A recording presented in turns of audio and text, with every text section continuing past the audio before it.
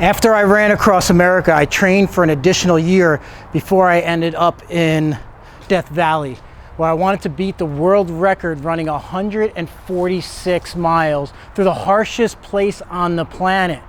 And so after a year of training, I get there, I get to the start line, but it's not feeling like a good day. You ever have a bad day at the office? Well, this was my office, and this was the worst day I've ever had. By the time I got to mile 6, I was already throwing up. And that's not a good thing on any day, but when you have another 140 miles to go, it's a really bad thing. I get to mile 11, and when I get to mile 11, I start battling heat exhaustion, which I expected, but not for another 100 miles or so. Then I push through and I get to mile 22 and then 32. And then finally at mile 46, my body just had enough. It decided that it's not going to go anymore and it shut down. So I'm there sitting there 24 hours into the race. I know I can't beat the world record. I'm not even sure I could finish the 146 miles altogether. And so I call my crew over and I tell them, this is it. I'm done. We have to pack it up and go home. And now my videographer, who's this kind of zen, quiet guy, he starts screaming and yelling, and how can you quit? You're the guy who ran across America. You're the guy who speaks to audiences all over the world, tell them to never, ever quit. And then here you are, you're quitting? This is an epic failure. And he was right.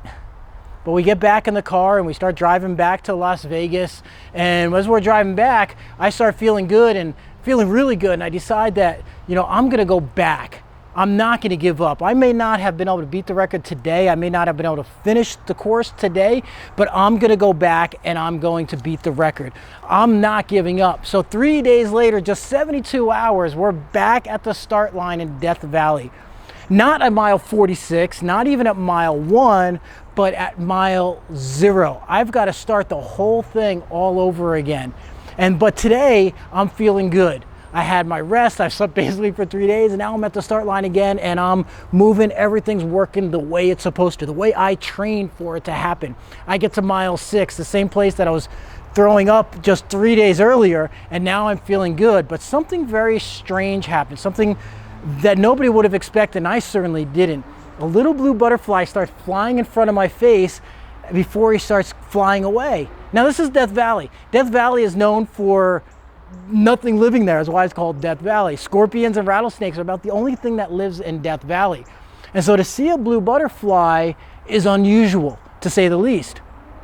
As I was training to run across America, I get a phone call from my dad. My dad calls me up and he's crying, he's screaming, yelling. He's like, your brother's dead. I was like, what do you mean he's dead? He's only 45. Darren's only 45 years old. How can he be dead? Get down here now. And through his tears, he told me to come to the hospital where my brother was there and he had passed way before his time. He had a massive heart attack. Nothing you could do, nothing anyone could do. It was just his time. Well, at my brother's eulogy, I used the metaphor of a butterfly, the butterfly effect. And what the butterfly effect means is that a butterfly could flap its wings here on this side of the planet, and the waves, the air waves that it creates will move the air molecules. And the air molecules will move another air molecule, which will move another molecule.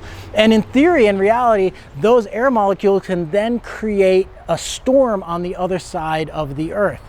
Now, you may not be able to see the air move. You may not be able to perceive the air move, but the air molecules moving can be scientifically measured.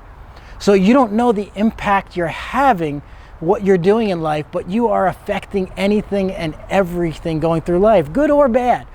And so I give this metaphor of the butterfly effect. And for my brother, this was the idea that my brother was happy no matter what challenge, no matter what was happening in his life. He always greeted you with a smile. He always asked how your kids were doing, always asked how the job's doing. He cared so much about everybody else being happy. He brought joy to people's life.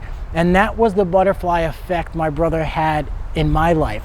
While he may be gone in physical form, he lives on through me in that way, teaching me how to live life, how to live boldly, how to never give up, because he's the one that taught me that. And so a few weeks later, my sister calls me up. She says, I'm going to get a tattoo in memory of Darren. And so I go with her to the tattoo parlor, and she gets a tattoo on her right shoulder of a blue butterfly. The same kind of butterfly I see in Death Valley on that second try. 6 miles in, this little blue butterfly flies in front of my face, and so I talk to the butterfly and I say, yo bro, it's good to see you. I miss you, man, but you never give up, right? because he's the one that taught me that. And so at mile 6, I start pushing on. Mile 11, I get to that same spot, and I'm just cruising. Mile 22, 32, 46, and I'm crushing and I'm moving. I'm strong and I'm healthy. I'm feeling great. And I go to the first hill, up the first major hill in Death Valley, which is a 5,000 foot elevation climb, down another 5,000 feet back to sea level before I had to make my major ascent up to 14,000 feet, 505. Where there's the finish line on top of Death Valley, except now I'm at the very end where I'm just a couple miles from the finish line and my body's shutting down again. And I think I'm just it's done. My body has had enough.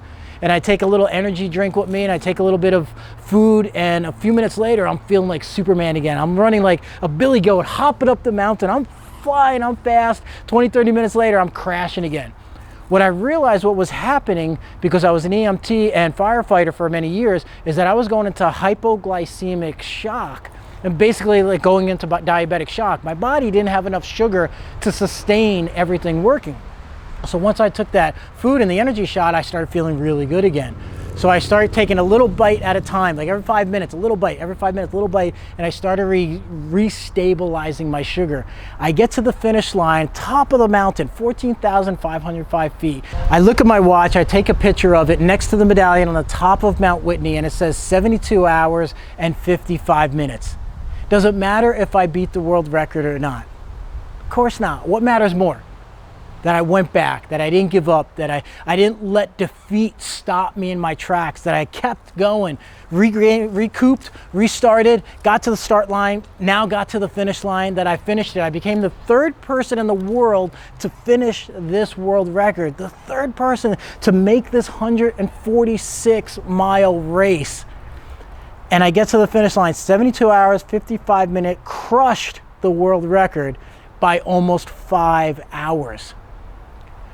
Most important part is that you don't ever give up on your dreams. If it's something worth having, it's worth putting the effort in. It's worth going through the pain. It's worth going through the challenge, through the mundaneness of training, through whatever it takes to get to the top of your mountain, beating your world record. It's not about doing what I did, but it's about living your life, going for your dreams, and never giving up until you get to the top of your mountain, finishing your life, living your goals, living your dreams, and creating that life by your design. Dream big and live boldly.